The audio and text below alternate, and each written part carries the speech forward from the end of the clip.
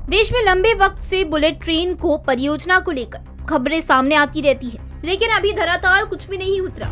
सरकार ने देश की पहली बुलेट ट्रेन के लिए जापान के साथ करार दिया। मुंबई से अहमदाबाद के बीच प्रस्तावित ये बुलेट ट्रेन प्रोजेक्ट पहले जमीन अधिग्रहण के कारण से देरी का सामना कर रहा था, लेकिन अब जापान के इंजीनियरों को लेकर एक और बड़ी और बुरी खबर सामने आई है, क्योंकि जापान इंजीनियरों की कमाई पर वसूले जा रहे भारतीय इनकम टैक्स से नाराज है। दरअसल जापान ने इस प्रोजेक्ट में लगे अपने इंजीनियरों की कमाई पर लगने वाले इनकम टैक्स को लेकर सवाल उठाए। जापान का कहना है कि ये टैक्स कंसल्टेंट्स पर नहीं लगना चाहिए, जो बुलेट ट्रेन प्रोजेक्ट की डिजाइन से जुड़े काम को संभाल रहे हैं। खबरों के मुताबिक जापान ने कहा कि भारत सरकार को इन कंसल्टेंट्स को मिलने वाली फीस और अन्य खर्चों पर इनकम टैक्स नहीं लगाना चाहिए।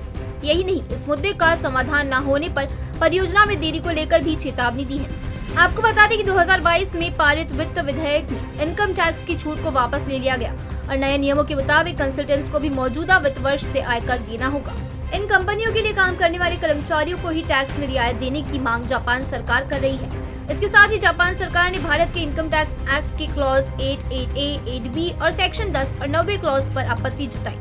इनमें ही भारत में काम करने वाली विदेशी नागरिकों की कमाई पर इनकम टैक्स के प्रावधानों के बारे में बताया गया। दरअसल इस परियोजना के लिए जापान की ओर से भारत सरकार को लोन भी दिया गया है। इस पर जापान का तर्क है कि उसके ही ग्रांट से बनने वाली परियोजना में कार्यरत जापानी कर्मचारियों की आय पर इनकम टैक्स नहीं लगना चाहिए।